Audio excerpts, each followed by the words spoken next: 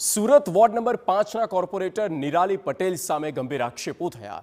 પૂર્વ મેયર ચિમનલાલ પટેલ પાસેથી 1 લાખની માંગણી કરવાનો આરોપ છે। ચિમનલાલ પટેલને મકાન જર્જરિત હોવાની નોટિસ આપવામાં આવી। કોર્પોરેટરે મકાન જર્જરિત હોવાની નોટિસ સગેવગે કરવા લાંચ માંગ્યાનો દાવો કરાયો। નિરાલી પટેલ હાલ આમ આદમી પાર્ટીમાંથી ભાજપમાં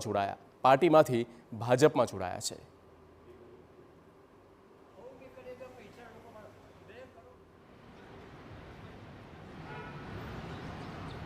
જોબ ઓફિસમાં નથી માંગ્યા, પણ નિરાલીએ 1 લાખ રૂપિયા આવી રીતે કાલે માંગેલા સાંજે નોટિસમાં લીધી નહીં।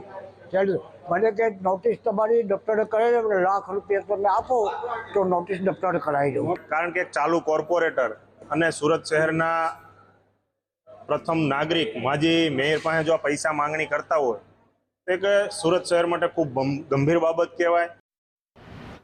બીજી તરફ કોર્પોરેટર નિરાલી પટેલે આ તમામ આક્ષેપોને નકાર્યા।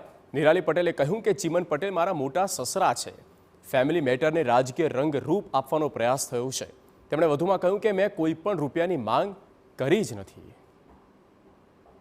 એ કહેવું છે કે ચિમનભાઈ પટેલ તે મારા મોટા સસરા છે અને મારા સસરાના કેસ 1992થી ચાલી રહ્યા છે કોર્ટમાં। કેસ નંબર છે 281। આજે 32 વર્ષ પછી આ કેસનો ચુકાદો આવતો હતો અને એ ચુકાદામાં 6 ભાઈઓ વચ્ચેનો કેસ હતો અને એ ઘર મારા નામ પર બી નથી અને સાથે મારું કશે ઇન્વોલ્વમેન્ટ નથી।